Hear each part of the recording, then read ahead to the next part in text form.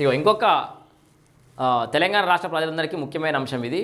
ఉమ్మడి జిల్లాలో radiation therapy కేంద్రాలట వచ్చే నెలలో 33 చోట్ల కీమో ఇతర చికిత్సలు. సో ఈ మధ్యలో దాన్ని ఏమంటారు, క్యాన్సర్ బాధితులు పెరిగిపోతున్నారు, కీమోథెరపీ చేసుకోవాలి, అదే దానికి సంబంధించి ఖరీదైన వైద్యం అయిపోయింది, చాలా ఇబ్బందులు పడుతున్నారు చాలామంది.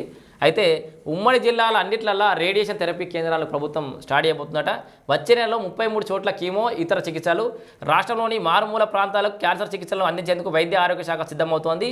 ఇప్పటికే 33 జిల్లాలోని ప్రభుత్వ బోధనాసుపత్రుల్లో క్యాన్సర్ చికిత్స కేంద్రాలను అందుబాటులోకి తీసుకురానుంది. ఆయా కేంద్రాల్లో వచ్చే నెలలో క్యాన్సర్ స్క్రీనింగ్, సర్జరీ, కీమో సేవలను ప్రవేశపెట్టినారు. వీటితో పాటు తాజాగా ఉమ్మడి 10 జిల్లాలోని ప్రభుత్వ బోధనాసుపత్రుల్లో రేడియేషన్ చికిత్సా కేంద్రాలను ప్రారంభించనున్నారు.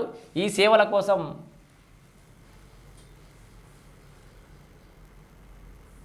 ఏది అయ్యో ఒక్కో కేంద్రానికి 50 కోట్లు వెచ్చిస్తున్నారు. సో 33 జిల్లాలో ఒక్కో కేంద్రానికి 50 కోట్ల రూపాయలు అయితే వెచ్చించబోతున్నారు.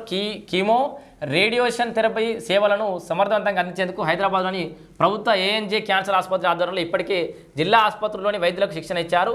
రాష్ట్ర వ్యాప్తంగా 33 జిల్లాలోని ప్రతి బోధనాసుపత్రిలో క్యాన్సర్ స్క్రీనింగ్, సర్జరీ, కీమోథెరపీ సేవలను అందించనున్నాయి. కొందరు రోగులకు రేడియేషన్ థెరపీ కూడా అవసరం అవుతుంది. ఇలాంటి సందర్భంలో రోగులు హైదరాబాద్ ఏఎన్జీ ఆసుపత్రికి కాకుండా ఉమ్మడి జిల్లాలోని ప్రభుత్వ రేడియేషన్ కేంద్రానికి వెళ్తే సరిపోతుంది. సో రేడియేషన్ చేసుకోవాలంటే కూడా జిల్లా కేంద్రంలోని హాస్పిటల్కి పోతే సరిపోతుంది. ఇది కూడా